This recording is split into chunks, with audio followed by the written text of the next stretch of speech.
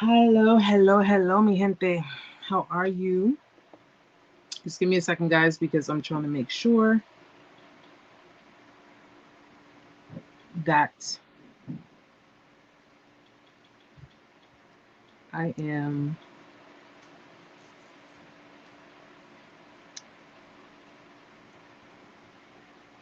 online. Okay. All right, we're good to go.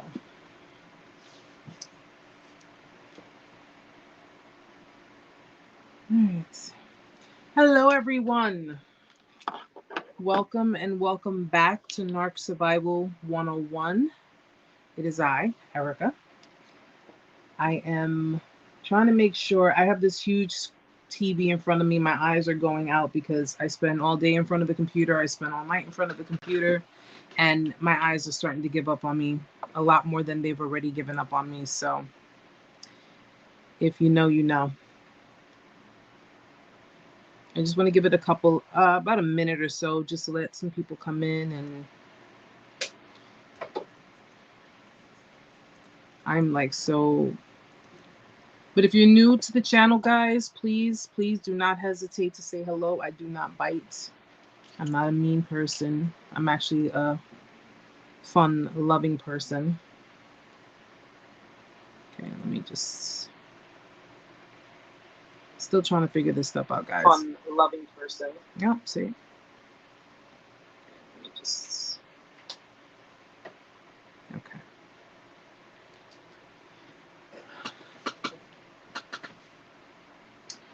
Erica, so many people are so clueless about the narcissistic abuse. I don't really think many people are that clueless about it. I think you have a lot of people who either are the ones who are on the receiving end. I think you have people that are either the ones that are on the receiving end who are in denial about it. You have people who are on the giving end who are in denial about it. And then you have people who may not have gone through it and don't understand it. And you know how people are when they don't understand something. They're quick to judge. They're quick to say something about it. And quite frankly, I wouldn't wish this on anybody. I really wouldn't. So if you are dealing with people who really don't understand it simply because they've never been through it, they don't, understand the concepts of it, trying to explain things to people, especially nowadays, trying to explain things to people that they don't understand or refuse to understand is like talking to a brick wall. You're really going to get nowhere with it. The only way they're going to really understand is if they go through it. That's it. That's only if they go through it.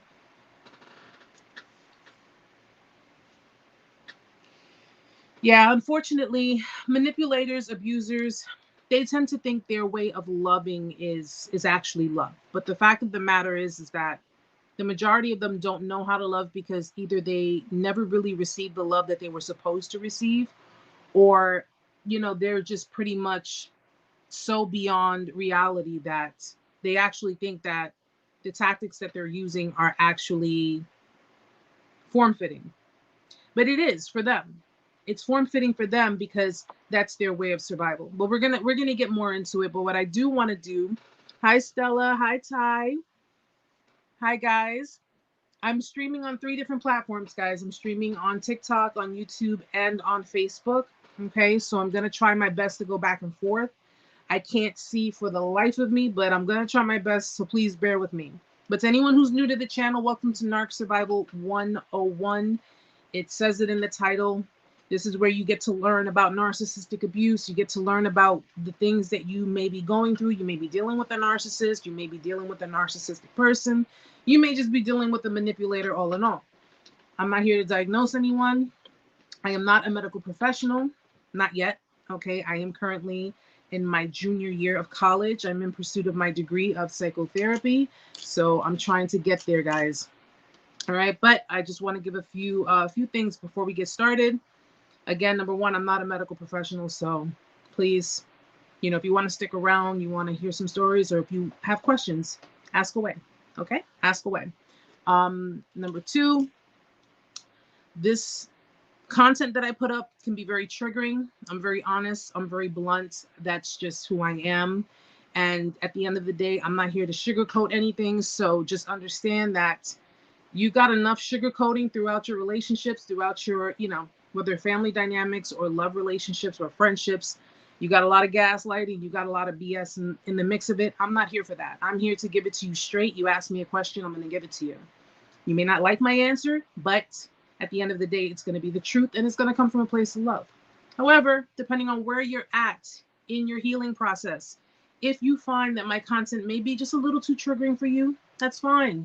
You don't have to stay during the live. You don't have to involve yourself. Go do your healing. Go do what you got to do. And then when the time is right, you get to watch it on the other platforms, because all of my lives are posted on my Facebook and my YouTube, Narc Abuse Survival 101. You can go and check them out. Okay? And then when you're ready, you can always come back. All right? No love lost.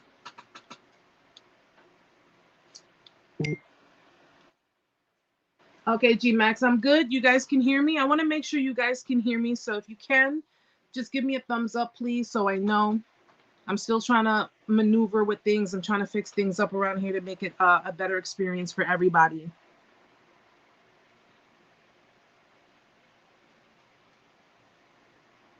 All right. Awesome. Thank you. Thank you, guys. So, guys, welcome. And again, if you're new, welcome. And if you are not new and you've been here before, welcome back. It's so good to see you guys. I hope you guys, if you're from New York, I hope you guys are warm. I hope you guys are dry. We got hit with a major storm today, and the flooding was ridiculous. I was lucky to make it home in time because I work out in Long Island. And if any of you are familiar with Long Island, they get hit the hardest usually. But we got hit with some massive flooding out here. So hopefully everybody is safe. Hopefully everybody is dry, and hopefully there wasn't too much damage done on your end. And for anyone who live in basement apartments, I am really, really sorry that you experienced this, because I know you guys hit with this. You guys got hit with this pretty hard. Thank you, country. Thank you, sweetheart. So guys, I am here. Like I promised, I said I will be back on Fridays. I am here. There was some things that I did want to talk about. I know last week we talked, we focused a lot on the discard, and that seems to be the big thing, narcissistic discard. And for those who are not familiar with it, narcissistic discard is not like any other breakup. Okay. People who don't understand tend to say, hey, you guys broke up, you just weren't meant for each other. It is what it is. Just keep it moving. Move on with your life. Get over it. You don't just get over it. All right. Because much like someone who is addicted to drugs, addicted to drinking, whatever the case may be, you were in it's called traumatic bonding. You've heard of it, trauma bond. And with this, it's pretty much you were the addict, the narcissistic person, the narcissist.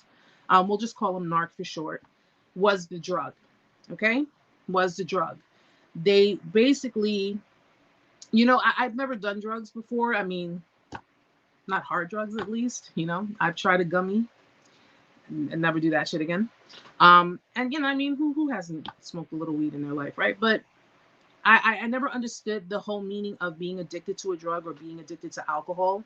But with this, I understand what it is to want something so bad, especially something that is not good for your body, that's not good for you at all. It's just something that's completely toxic and can inherently do a lot of damage to you.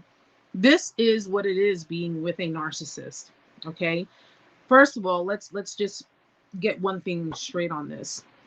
When you're dealing with a narcissistic person, you're dealing with someone who lacks empathy, someone who is emotionally unavailable. If you've heard of the term emotional unavailability, and that's simply because they have been deprived of emotions. They've been deprived of the kind of love that you were giving them during your relationship, which is primarily the reason why they responded the way they did to you.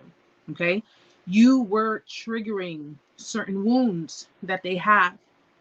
These wounds include rejection wounds, betrayal wounds. They include abandonment wounds.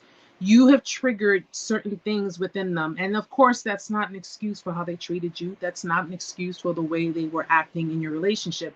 But I mean, there's no easier or other way to say it. Your love pretty much triggered certain wounds that were never healed, that were never, you tended to them in a way that people who were supposed to do it did not do it. Okay.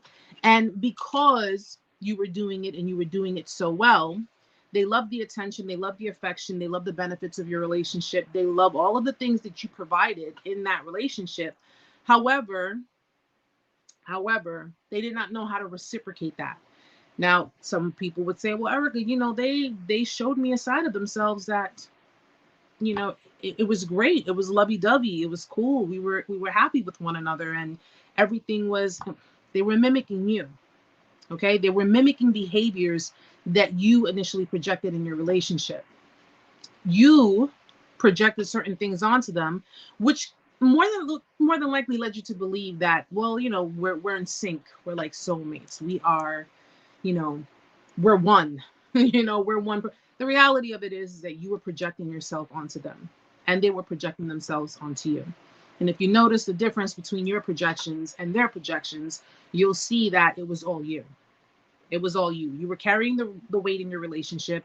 You were the one who was emotionally fulfilling the relationship. You were the one who was pretty much providing all of the different aspects of that relationship.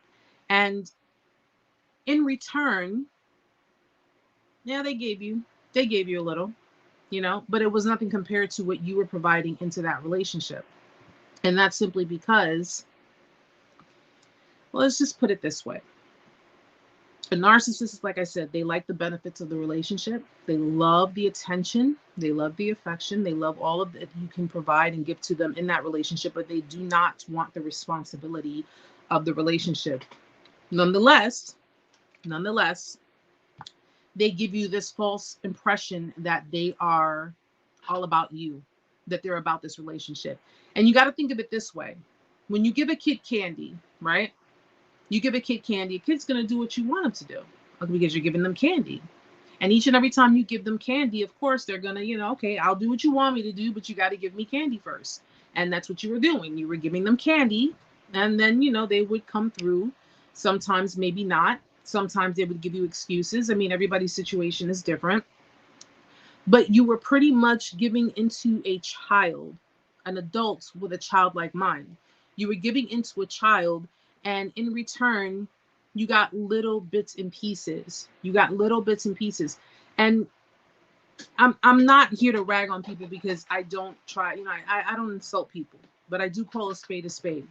And I'm willing to bet that maybe not all of you, but some of you, I was on that boat. Some of you probably suffered codependency. Some of you probably had abandonment issues. Some of you probably had a lot of different other issues that we all have, right? Insecurities, trust issues, you name it, we had it. And with them knowing these things, because you may not have told them flat out, but it showed in your actions. It showed in your actions because whenever you, and I'm just putting it off the top of my head because I'm pretty sure that quite a few of you have done this. If or whenever you notice that they started to pull their attention away, or if or whenever you notice they started to pull the affection away, or they started to get a little distant, what did you do? You more than likely went and said, well, what's the problem? What's going on? Is it something I did? The first thing you did, which I'm pretty sure because I've done it myself, is blame yourself. You blamed yourself. Okay, this person's not interested in me anymore. They're not giving me attention anymore. They're not tending to this relationship. What is it that I'm doing? What is it I'm not doing? What am I doing wrong? You want to keep their attention. And for some reason, I don't really understand. I guess now that I'm already healed and I went through it, I don't understand why, but there are a lot of different factors behind it. One of the biggest ones is sex. Okay, we're adults here, we can speak on it. One of the biggest factors is sex. And sometimes we can confuse love with attachment. And when we confuse love with attachment, sex is going to make you think that you are in love.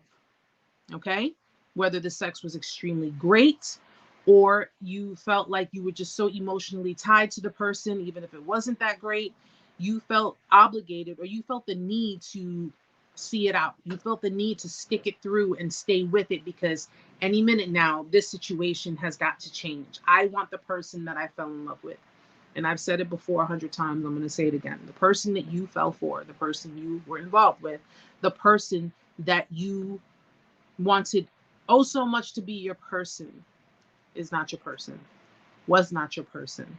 Okay. And no matter what you do, no matter what you did, no matter what you say, no matter what you said, nothing would have changed that. Nothing would have changed that. There are worse narcissists when they are also alcoholics. Yes, alcohol heightens heightens it. Alcohol abuse heightens the personality disorder because now you're dealing with someone who has anger issues. You're dealing with someone who has trauma, who is emotionally unavailable, who is in a self-preservation mode. You're dealing with someone who is in survival mode. And this is someone who is basically looking at the world like it's me against the world. It's me against everybody else. Everyone out there is going to hurt me. So before I let you hurt me, mind you, you don't have to have these intentions. You don't have to sit there and be like, okay, I'm plotting to hurt this person.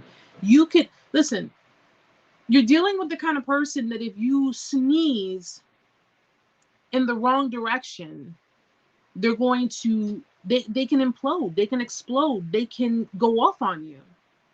Okay? If you laugh a certain type of way, they can go off on you. Like any little thing, they nitpick, they can go off on you. You're dealing with someone who is not emotionally equipped for relationships. A narcissistic individual is someone who is all about themselves. They're about their needs, they're about putting themselves first, they're making themselves a priority. So not only were you making them a priority, but they were making themselves a priority. Okay? You were dealing with someone who was very one-sided. You say, you do what I say. Okay? Don't ask me questions about what I do. You do as I say. And sometimes they may not come directly and tell you. They may be passive aggressive about it. They may give you little hints here and there, giving you indication of, I don't like what you're wearing. I don't like what you're doing. I don't like what you're saying. I don't like this. I don't like that. They may throw things at you, but in a very subliminal way. And they want you to pick up what they're laying down. You pick up and you decide to change things about yourself to, again, form fit for them. However, that rule only applies to you. It doesn't apply to them. They can do what they want to do because what I say goes. And if you decide to go against the grain with them on it, then what's the response? You're being controlling. You are trying to change me. You're trying to manipulate me. You are trying to make me be someone that I'm not, and this and all this garbage that they throw at you. So you notice how it was okay for them to feel a certain kind of way if you did something, whether it be intentionally or unintentionally. But if you did something, and if they did something, I'm sorry, if they did something, you couldn't say anything about it. You couldn't do anything about it because it would spark narcissistic rage. They would get upset, they would get belligerent, they would get arrogant, they would get irate, and they will try to corner you. And once you're in that corner, listen, if you're anything like me, I was the type of person, I didn't like confrontation. I did not want to argue. I didn't want to fight. I don't want to fight about things. What is it? What's the problem? What did I do wrong so I can correct it, right? That's the one thing you say. What do I do? What did I do wrong so I can correct it so we don't have to fight, so we don't have to argue? And you find yourself literally walking on eggshells with these people. Eggshells, glass pieces, whatever you want to call it. You find yourself trying to maneuver around their toxic behaviors, which would include their control, their manipulation, their one-sided behavior, their contradictions, their paranoia, because all of this is toxic. All of it is toxic. And then if you don't do something that they want you to do, they'll try to find a way to disarm you. And by that, they may try to, I don't know if you're familiar with this, but you get ever so lightly compared to an ex, right? But not so directly. You just get compared to exes. You get compared to people that they don't deal with anymore, or they no longer like, or whatever. And it puts you on edge because you're like, wait a minute, no, this person told me about their ex. I don't want them thinking that I'm like that. I don't want them thinking I'm this way. So what do? You change. Whatever behaviors, whatever bad habits, you change it because you don't want them to think that they're anything like that person that they told you about. No, your ex was horrible and mean and disgraceful towards you. I don't want you seeing me in that light.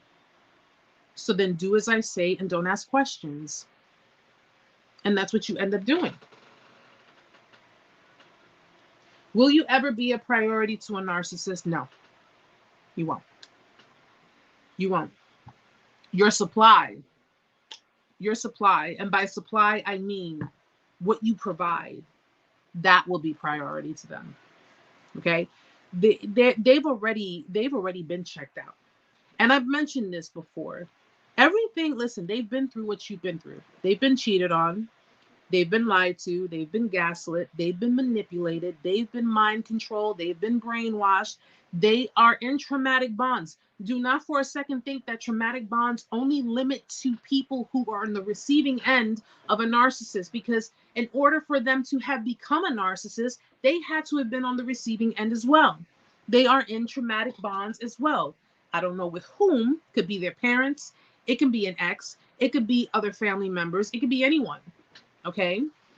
Everything you have gone through, they have gone through it.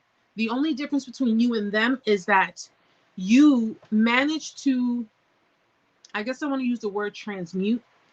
You managed to pretty much transmute that negative bullshit that was given to you and actually make it work for you in a positive way. You can't see yourself being that way towards other people because that's just not embedded in your DNA. That's just not who you are. They, however, have taken on, maybe they've taken on beating after beating after beating, lie after lie, manipulation after manipulation. They've taken it all and they said, you know what? Screw this.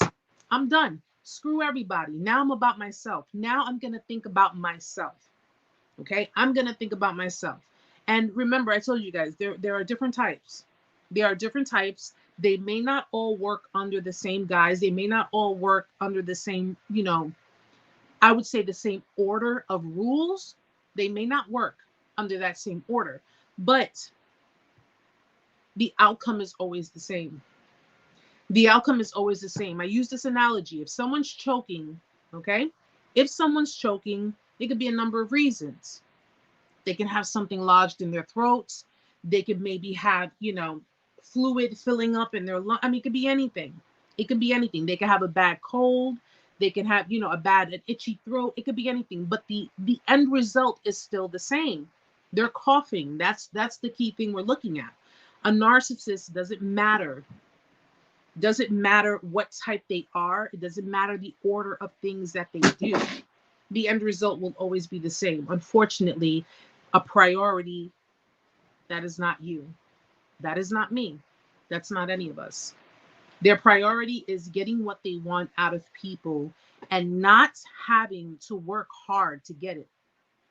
That's the key thing. That is the key thing. And listen, why should they work hard? Why should they? They were charming when you met them, right? They were cool. They were humble. They were sweet. They were kind. They were all of these things with you. And you figured, you know what, things will just flow. But you're super excited because you really like the person. You really care about them. You're starting to like them a lot. You're starting to really care about them. More in the lines of, a little over time, you start to fall in love with them. And you're looking at it as, I'm not too worried about it. It's just the beginning. It'll all happen. But if you notice, you are so mesmerized, I want to say, caught up. Yeah, that word, the Usher song just came in my head. Caught up.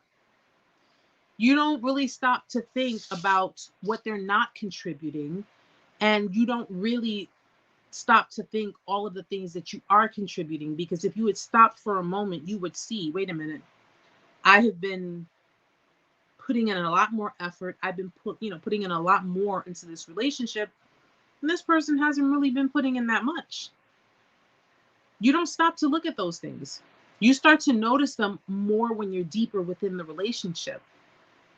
And when you start to notice certain things, then you start to bring it to their attention. Well, listen, where are we? What are we doing with this? And where are we going with this? And you may get different answers from them. You're going to get different answers from them. And it depends on what type you're dealing with. You can get the kind of answer of, Why do we have to label things?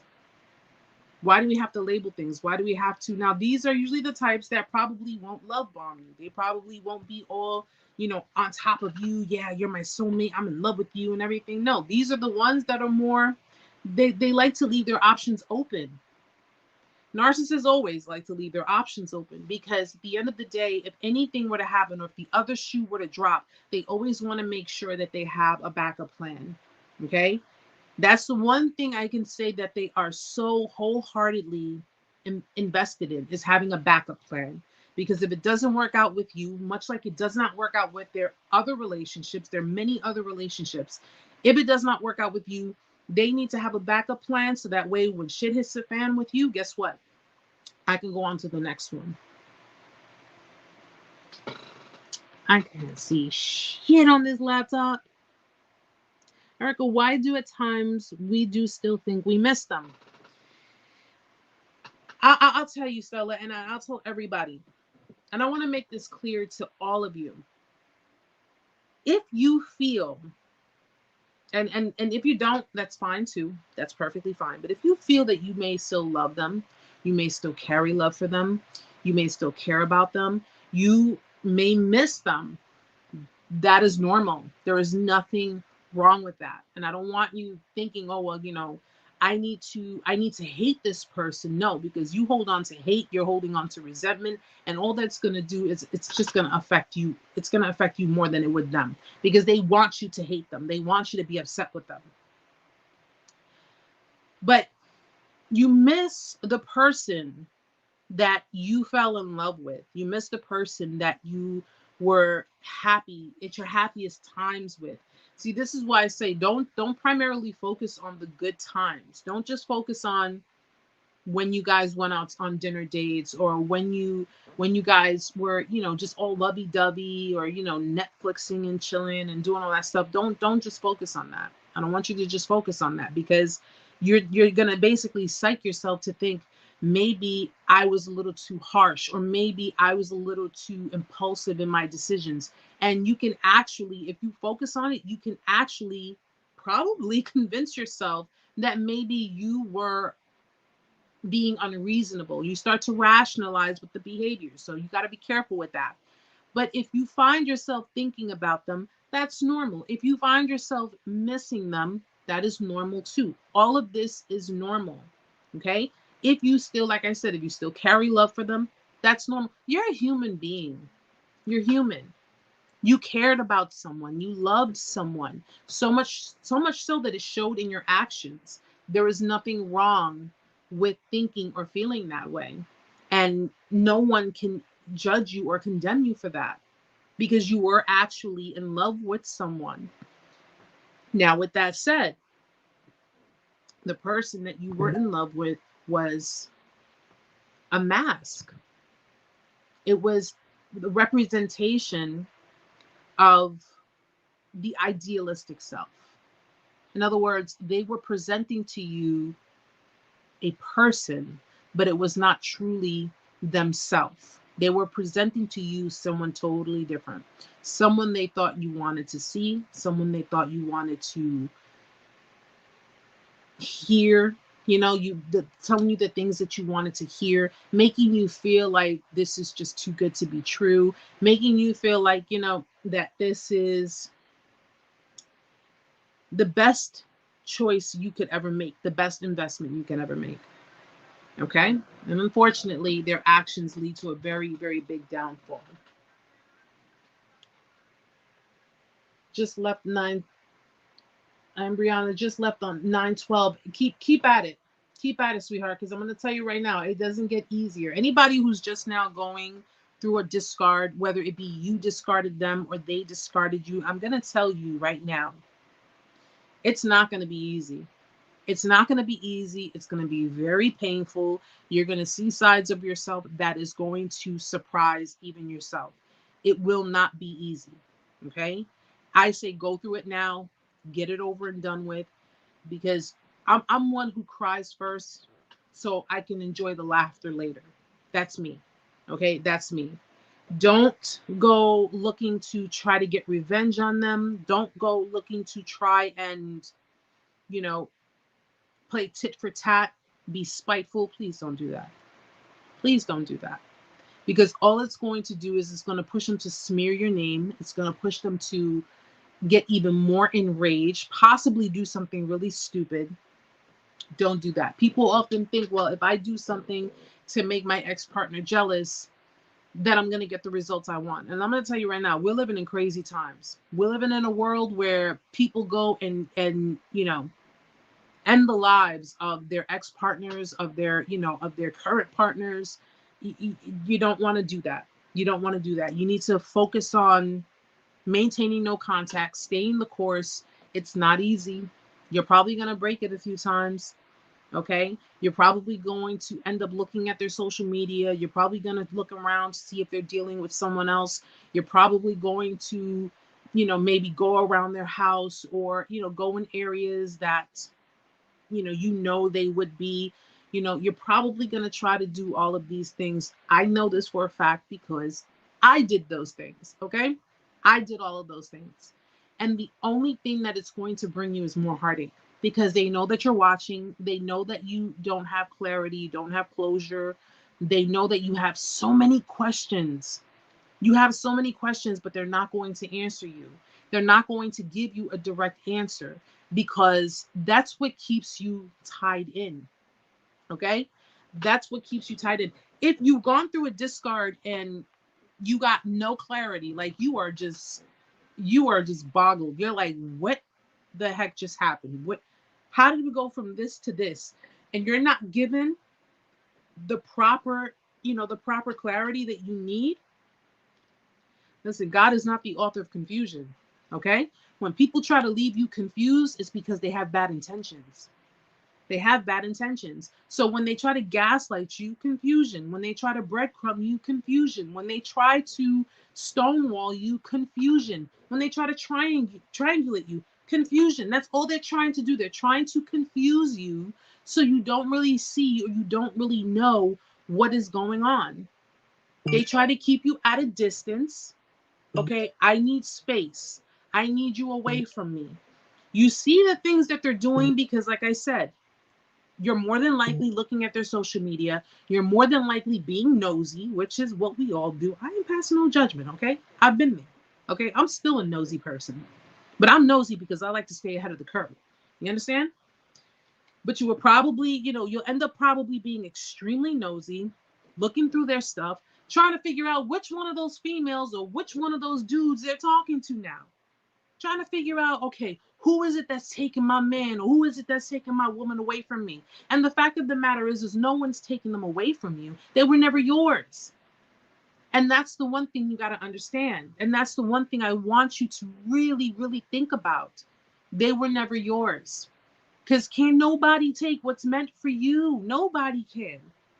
So in the midst of all of that confusion, it keeps you stuck. So you stay stuck on them. You stay stuck on the situation and you stay stuck on the possibility, maybe this person will come back to me. Maybe this person will come back a changed person. Maybe this person will love me the way I deserve to be loved. Or maybe, they'll see that I've been out of their life all of this time and they'll come crawling back to me and realize the only reason they will potentially come back to you is because they either got bored with whatever is out there, because nowadays in the dating world, I'm going to tell you right now, it's not the greatest. It's really not the greatest, okay? They got bored with whatever is out there. They used another person or they got discarded themselves.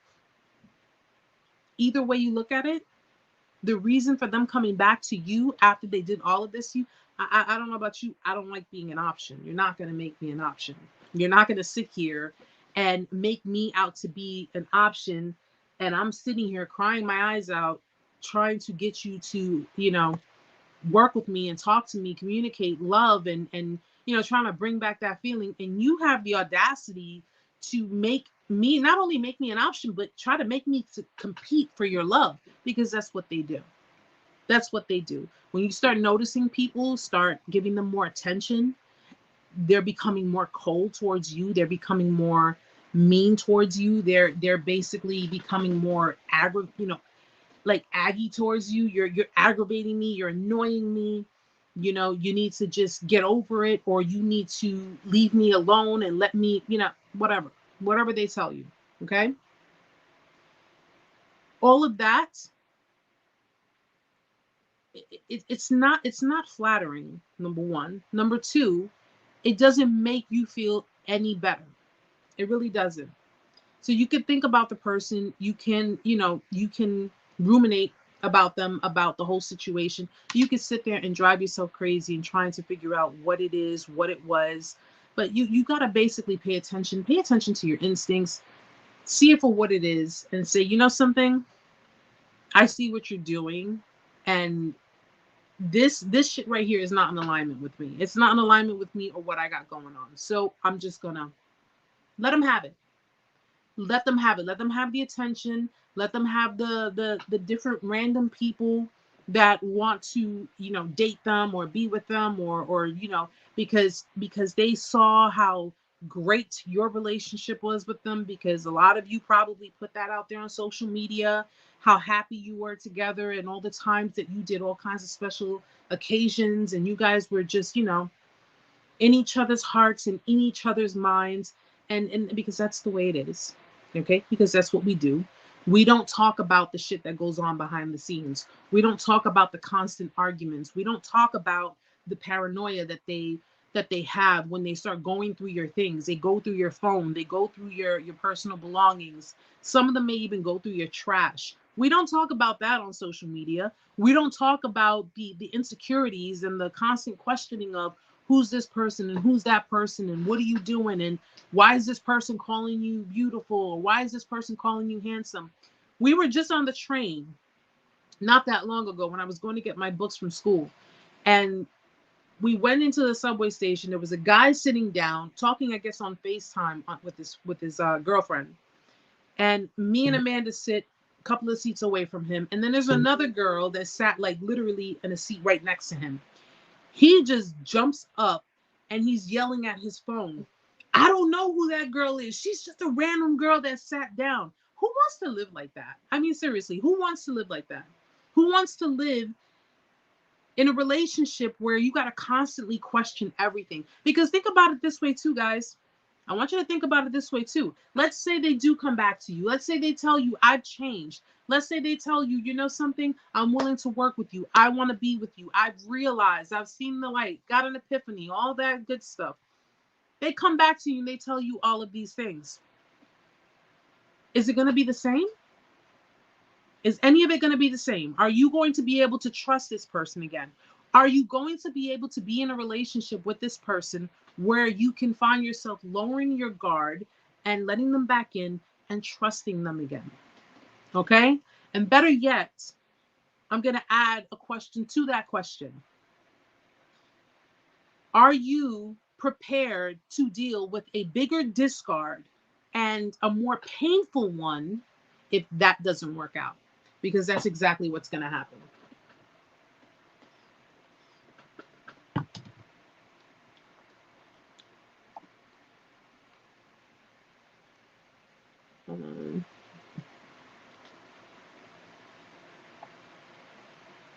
Seeing the social media made me feel bad for the girl. And you feel bad for the next person because the next person is, oh, I got him or I got her. And you're just jealous because you couldn't keep them. You're just jealous because they don't want you anymore. You're just jealous because, they got over you. They don't want to be with you. They're with somebody else, and I could give them. And you're looking at them like, yo, you really don't know. You really don't know. You really don't know what I went through with this person. You really don't know the everything. And you know something? If they want to be that way, that's fine. Let them be that way. Let them be that way and let them find out for themselves. Let them, because it don't matter if you try to warn them. It don't matter if you try to tell them anything. It don't matter because they've already put it in their head. And you want to know how I know this? Because the majority of them, they may be forthcoming and telling the new person, oh, my ex is crazy. My ex is stalking me. My ex keeps texting me. My ex is doing this. My ex is doing that. And here's the mother effing kicker of it. Half of the time, you guys aren't even broken up yet. You don't even know. You're not even aware that this person is referring to you as their ex. You don't even know anything. It's when the finality of the discard comes in, and then you find out, wait a minute. That's why you have that response. How did they get into a relationship so fast? How do you go from being with me just to, being involved with someone else so fast? Oh, sweetheart, they've been messing with that person long before you guys broke up. They've been setting that up long before you guys broke up. I'll give a trigger warning on it because I know some people might not want to hear it. They have been setting that up long before it became officially over with you. Okay? You broke up in January, trust me, that person dumped you August, September. Okay? That breakup was long before. And that's good, Christina, because I'll tell you right now, if you discard a narcissist, you're rejecting them, which means that you don't reject me, I reject you. You don't say no to me, I say no to you. You don't let me go, I let you go on my terms. So when you decide to end things with them, that can pretty much, well, it could trigger a number of things. It could trigger narcissistic collapse, because if you like abruptly break up with them and they can't find someone else, ample supply of someone else to deal with them, they can go into narcissistic collapse. And it's kind of like, it's another way of saying a deep depression. Because when a narcissistic person doesn't have the supply that they need, they're forced to be by themselves, by themselves. And that's pretty much like putting them in a dark room, or just putting them in a room, period, with a mirror to themselves, because they have to literally sit there and look at themselves, and they don't want to do that. They're so in denial that they, rather than being upfront, or rather than them taking accountability, they'll just try to create this false narrative. They'll create this narrative of, you're the villain, you're the bad person, and everything I did to you was justified. Everything I ever did to you was justified. That's what pretty much puts sugar in their coffee, or the gas in their tank, or whatever you want to call it. They feel justified in their actions if they make you out to be the villain. So if you left them and people go to them and they say, well, what happened to Christine? Where's she at? How's she doing? Oh, he's probably going to go around telling people that he left you, that things were not working out, and he felt it best that you two separate, because they can't sit there and willingly admit that someone hurt them or someone rejected them, because then that would be a sign of weakness. I can't tell people that I was rejected. I can't tell them, that this person decided to let me go because I'm a toxic person. So what do? They flip the roles. They tell other people that it was them who let you go. This is why I couldn't be with you anymore. And you notice how they'll sit there and they'll be putting up like all kinds of posts. They like to put up those subliminal posts like, oh, people don't know loyalty and all of this nonsense that they put up. But when you know them in real life, like, what the hell are you talking about? I left you. I ended things with you. I decided to cut ties with you.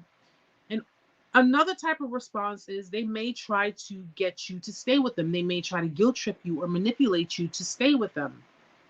Because again, you don't leave them, they leave you. You can't leave them on your terms. It has to always be on theirs. I feel the same way, girl. I feel the same way. Make me out to be the villain. I don't give a damn. I can't see nothing. Ty, I believe the reason I'm so blind. I'm just so blind. I believe the reason we don't see everything the narc is doing is because God knows that we probably feel sorry for them and want to help. That's usually And this is why I tell people don't break no contact. Do not break no contact. If you're in no contact, if you are not dealing with the person anymore, if you are just completely, trying to heal and move on from it, even though I know part of you feels like, am I making the right decision? Am I doing the right thing? Trust me, you are. You're doing the right thing. You're making the right decision. Don't question yourself. Trust me, you are. But if you hear about anything that the person is going through, if a family member of theirs hits you up, if friends hit you up, or any third party says, oh, listen, this person, not my problem. And listen, it could be killing you inside. It could be killing you inside. It could be tearing you up. Not my problem. I'm not with that person anymore. That person is no longer my concern. Okay. And the thing of it is that people don't understand.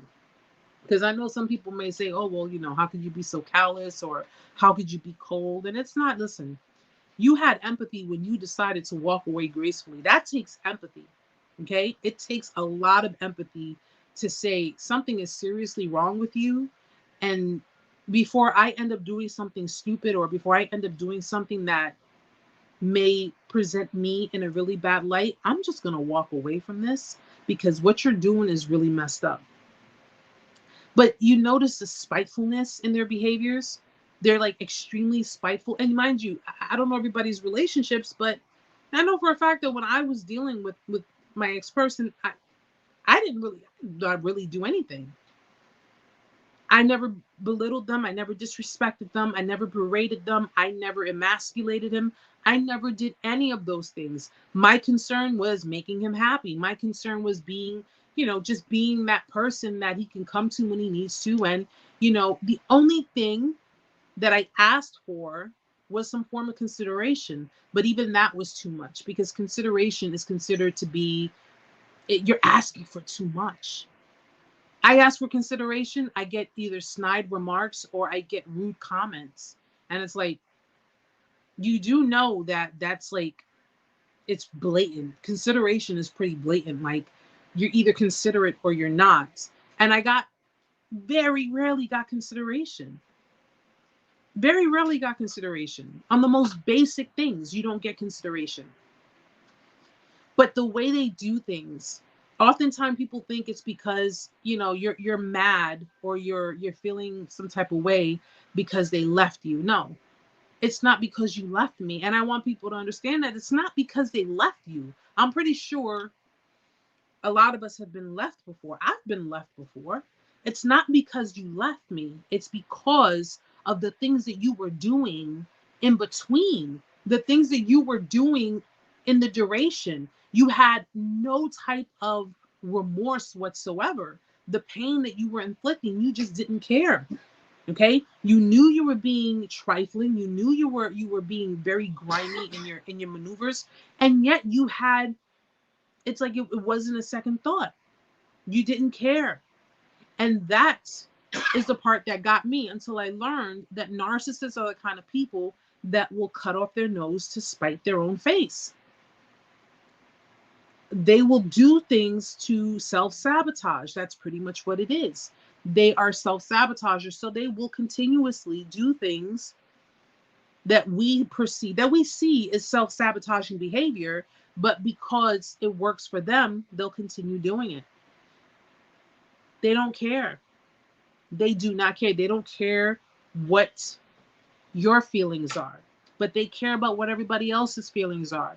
They don't care about your feelings because you've already expressed to them how much you care about them, how much you're willing to do for them, how much shit you're willing to take to keep them around, or for them to just become that person that you once fell in love with. But everybody else, you notice how they're different around other people? They're different around friends. They're different around strangers. They're different around people who may not really know what type of person they are. But when it comes to people who know how they are, they're what's the term for it? I guess you can say complacent. They're in that complacent tone. That's primarily around family members, though. Family members already know what type of person they are. All of their family members know what type of person they are. So you're either going to get enablers, You're going to get flying monkeys. You're going to get, you're going to have some black sheep who are like, yo, I don't agree with what you're doing. So I'm just going to stay out of this. But at the end of the day, they know how they are. The friends, not so much. And if they do, 9 out of 10 times, they're just like them. They're friends with people that act just like they do, act out in the way just like they do.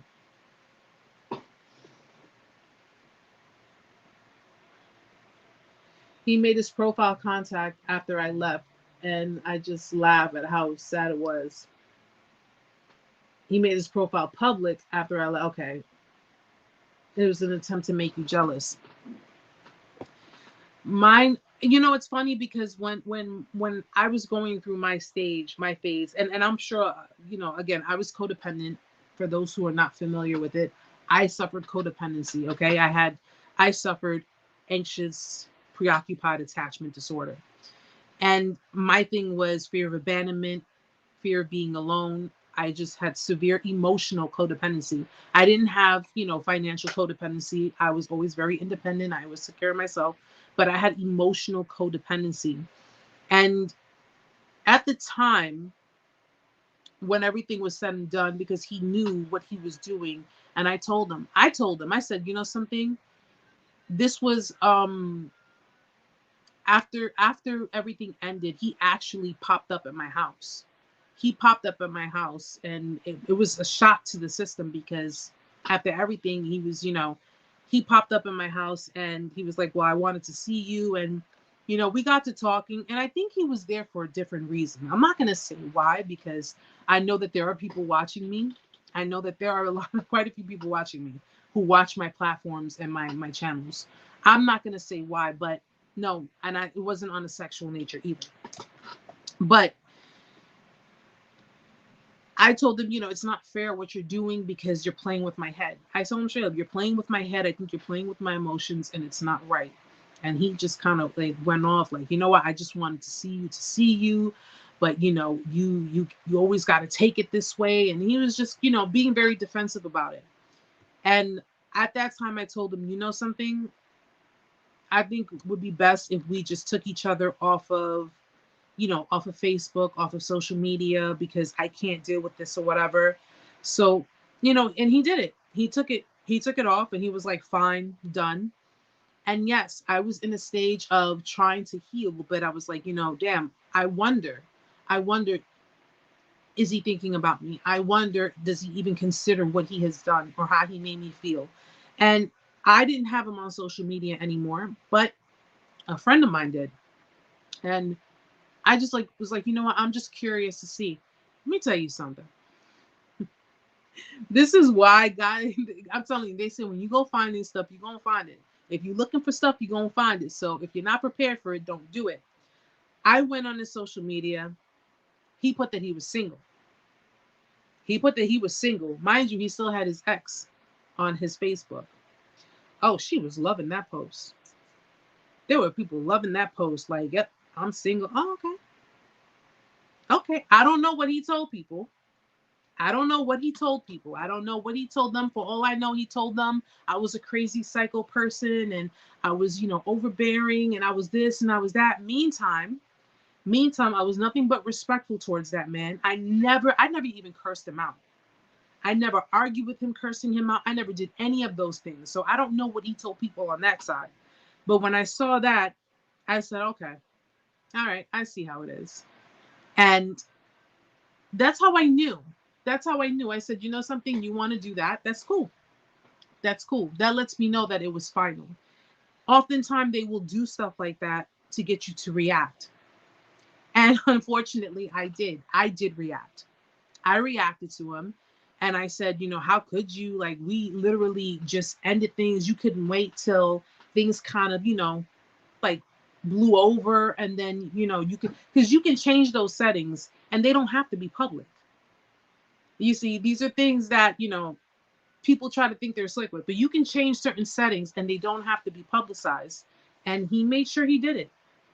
He made sure he did it because, again, being spiteful, being hurtful. So I did respond to him, and I responded in a way that was like, that's really fucked up. How could you do that? You could have at least waited until things were done, things were, smoothed out. But, I guess, you got your whole little fan base going on. So, that was my response. Yes, I was angry. I was upset. I was reactive. And I called, and this is like so 1940s, 1950s. I was like, you can have your little tartlets. I don't know where the hell that came from. I don't know where it came from, guys, but I said that. So you can have your little freaking tartlets. And when he saw that I reacted to it, he reacted. He became even more aggressive. He was more angry. He was just more like, just very volatile and and I just got to the point where I said, am I going to continue doing this back and forth? Am I going to continue going back and forth with this? This man clearly doesn't care. He clearly doesn't care how he hurts me. He clearly doesn't care what he puts out there.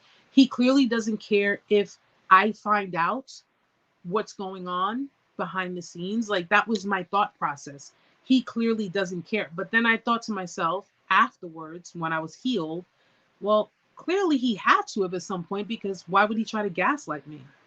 Why would he try to still keep me around in his life as friends, or try to, keep an open-ended connection with me? And that's simply because he thought the grass was greener. He's getting some attention. He's getting, different females coming to him, expressing, I guess, whatever towards him. And he wanted me to stay around, because when all is said and done, if that becomes a boring situation for him, then, well, Erica's still here. I'm still here. So maybe we could, maybe I could try it again with her, or maybe now, because I have her in this fog, in this haze, she'll be willing to settle for whatever I'm willing to give her. That's their mindset. You'll settle for what I'm willing to give you. And it's funny, because that's the same kind of arrangement, and I say it with arrangement, that he has with his ex. So no, I'm good on that. I said no. And I managed to just walk away and not deal with it. I had to deal with it. I dealt with it on my own. I dealt with the pain. I dealt with the, emotional turmoil. I dealt with the withdrawals. I dealt with the mental, like the headaches and the constant crying and the not eating, and my hair was falling out, and I was losing weight, and I was going through my whole shadow side. I was going through it all. But I knew in the end it was going to be worth it once I was done with everything, because I knew that I was going to detach from him. I was going to detach from the situation, and I wasn't going to feel the same way. And lo and behold, I'm at a place where I don't feel the same way anymore.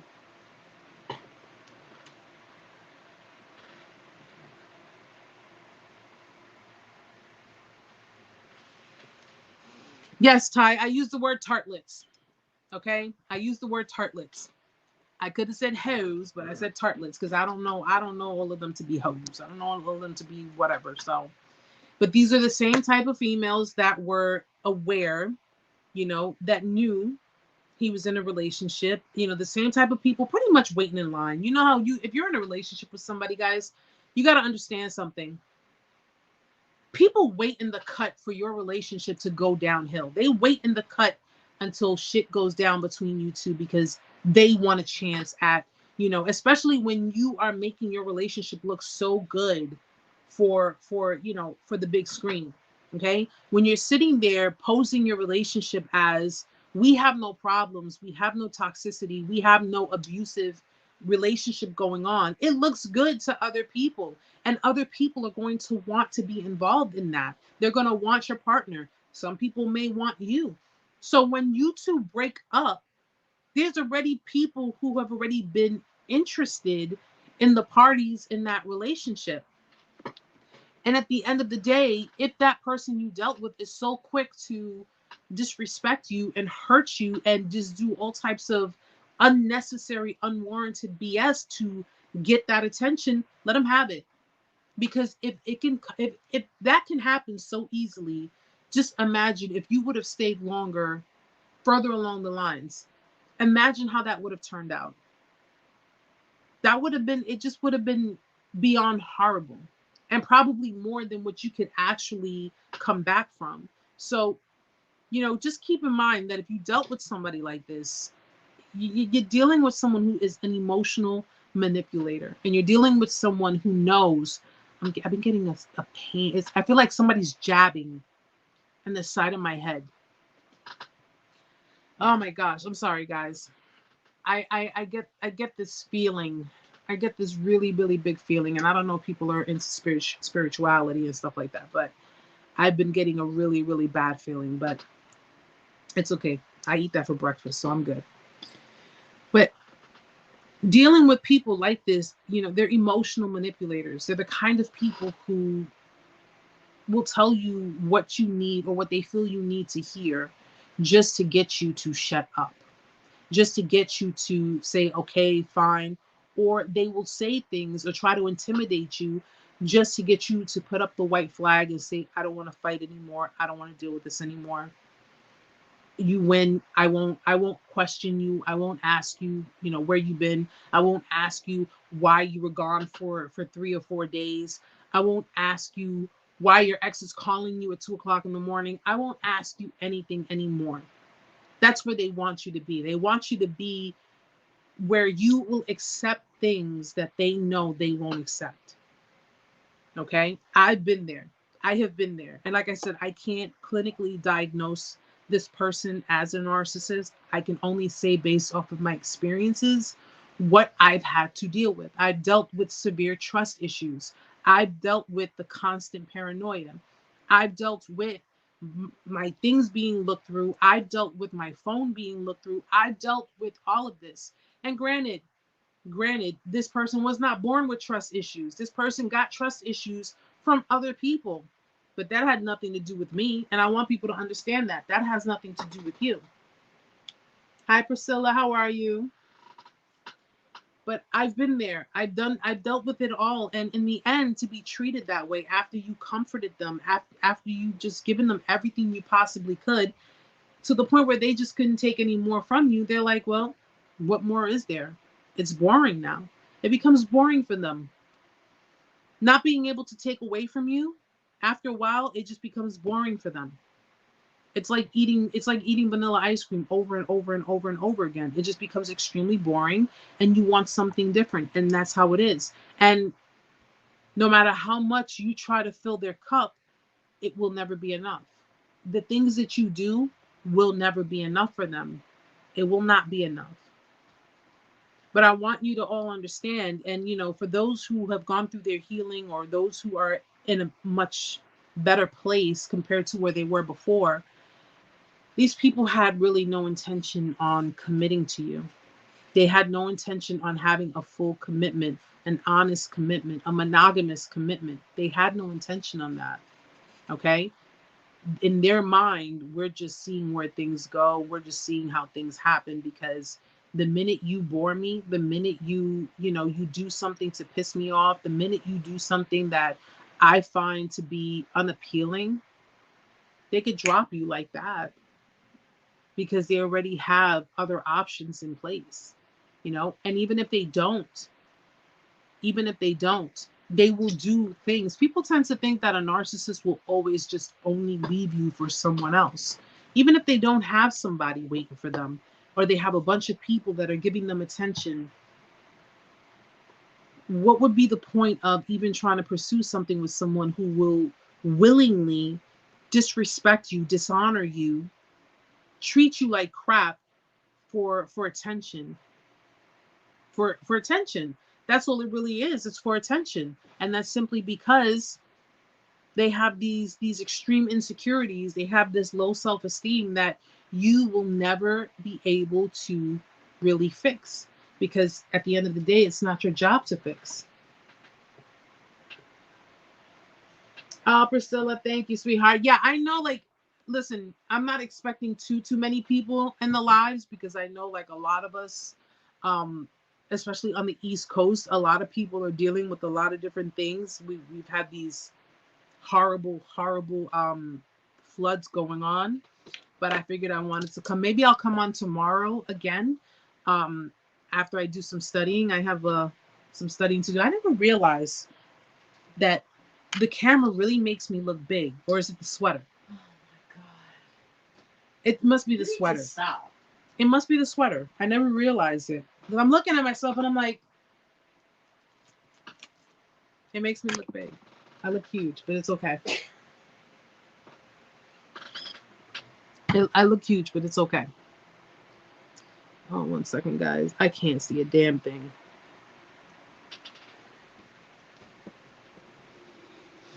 Oh my gosh. But yeah, guys, I think what I'm going to also do, I might come on again tomorrow. It's been a long day. It's just been a really long day. And I'm just like, but I wanted to be here tonight because I'm exhausted. I'm extremely exhausted. And my eyes have been like, it's just burning because I'm in front of the computer all day. Thank you, Priscilla. Thank you. Yeah, I've been actually drinking, guys. I don't know if I'm not here to promote anything, but I won't recommend something that does not work. But I've been drinking Skinny Fit, and I've been doing it for about a month and a half, and I'm actually noticing that it works. Like I have a problem with bloating, and I have a problem like with gut health issues, but it's really been working. Like you drink it once a day. That's all I've been drinking, water. I barely drink anything else but either this or flavored water. And it's really been helping. And then I look, because I was looking at last week's live or the live? Last week was the live that I had the hat on, right? And I'm looking in the camera, I'm looking back at the video, and I'm like, yo, why the hell does my chin look all the way down here? I'm like, oh, no. Also, your angle is so different now. Yeah, because they can't see my freaking fupa chin. I said it. I have a little double chin thing going on here. I have a lot of things going on with my chin, guys. But that's being at the classic age of 40. It's what it is. It is what it is. But yeah, I think I'm also gonna come back. I'll come back on tomorrow evening. But I think I'm only gonna do TikTok because usually my lives for YouTube and Facebook, I do them every Friday. So guys, if you're on Facebook, if you're on YouTube and you want to be back tomorrow, by all means, join me. I'm gonna be here. I'm gonna be home because I have studying to do. So I have nothing else to do afterwards. So I'll probably come on live for a bit. When are we gonna do another Zoom? Anyone who's wondering, yes, guys, I do Zoom. I do Zoom group meetings where everybody comes together. Zoom or Skype. Skype. We do Skype meetings where everybody comes into a chat room, and we kick it. We talk about our experiences. It's kind of like it's a support group, like AA. You know, but Ty, I'm working on it because I'm taking 5 classes this semester, and I have classes Monday through Thursday, and then my weekends I used to study. So I'm trying to work on it and see. But at worst case scenario, oh my gosh, I'm just now remembering I was supposed to call Angela. I got so caught up at work. Oh my gosh, Angela, if you're watching, I'm so sorry. Text her for me, please. I don't have her number. How do you not have her number? I don't have her number, and you're using your phone. Oh, so. That's right. Okay. I gotta reach out to my good friend Angela. I was supposed to. Oh my gosh, I'm losing it, guys. I'm losing my touch. I'm losing it.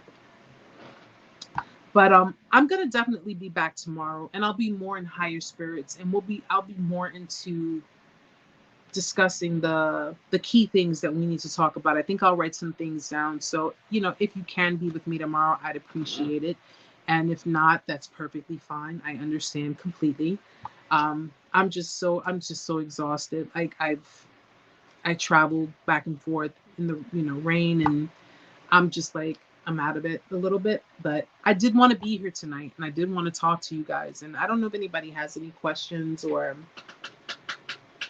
TikTok just went out. Have you tried Herbalife Detox? I have. Have I tried Herbalife? I think I did. I tried the vanilla one. I think I tried the shake. I don't know if I tried the detox. But my TikTok is out. It's this weather. Guys. The weather's just making everything blah. Here's what I'm gonna do, guys. I'm gonna be back tomorrow. I'll probably be back around maybe the same time, 7:30, around that time. And we're gonna get back into it. Today's been a long day for everyone, I'm sure. And a lot has been going on today. So, again, Shout out to everybody on the East Coast, especially Brooklyn, Long Island, maybe even Staten Island, because I know Staten Island is surrounded by so much water. Um, everybody who's affected by the flood, I hope you guys are safe. I hope you guys are good. And I hope not much damage was done. If any damage was done, I know it's been really, really crazy out here. And we're going to definitely pick this up tomorrow. I'm like, I get into it, but then I start to feel, ugh, you know. And I know that tonight is just not maybe I should have just left alive for tomorrow, but it doesn't matter. I'm here, so I promise I would be, and I'm here. But guys, I'm gonna do that. I'm going to hi Chris, how are you, sweetheart? I'm gonna set up the live for tomorrow. I'll be back about 7:30, 8 p.m. Eastern Standard Time. So if you are available to be here tomorrow, please be here. And I'm getting this like stabbing, poking thing on the side of my head. I'm telling you, somebody's throwing brujeria at me. Just finished talking about them. Somebody is throwing brujeria at me, and I'm just like so. Just talking about them. It's okay though. What you expect? It's okay. It's okay. If you're Latino, you know, you know. You know, you know. But I'm going to be back tomorrow, guys. I promise I will be here tomorrow. We'll talk more. And if there are any questions that I did not get to answer, or if anybody I did not get to respond to, I apologize. But we're going to do this. We're going to do this. I'm going to be more back to myself tomorrow. I promise you that. I promise you that. It's just been a really long day. All right, guys. So in the meantime, hold on one second. In the meantime, guys, for those who were able to make it, thank you so much for being here tonight. For those who were unable to make it, no worries. You can catch it on the streams, which will be on Facebook. It will also be on YouTube, Narc Abuse Survival 101. And if you need to contact me, or if you have questions, you can reach me on my email, narcsurvival101@gmail.com. Also, go to the website, narcsurvival101.com, sign up for it. I'm going to start posting up new updates so you guys can be notified of it. And what else? I guess that's it so far. Oh, by the way, I'm not one who does these whole trend things or whatever. I don't follow trends like that. But I did want to mention this because every female on TikTok was raving about this. But I did go and went and bought this perfume, ladies. Oh. Stella, I think you would really like this. This smells really, really nice. I did. Yes, I did. I got it. I bought it. And it's such a pretty bottle. And it smells freaking amazing. Delicious, actually. All right. I'm pretty sure a lot of you have seen it on TikTok. And it's called Harim Al Sultan. Amazing. Smells amazing. Amazing. Absolutely amazing. It's an oil, so it lasts a lot longer on your skin. And I very, very rarely wear it because I don't want to have that kind of attention on me like that. But it smells really, really good. So ladies, if you haven't gotten one, please get one, because I think they put like pheromones or something in there. It has to be, because it smells amazing. Oh, Stella, happy birthday. Okay, no problem. Hope you enjoy yourself. Have a wonderful birthday weekend. And yeah, I mean, I'm gonna pass through tomorrow, so hopefully the live will be a little bit more uppity up, and we'll get things clear across the board. All right. I just wanted to be here because I said I was gonna be here, and I like to keep my promises.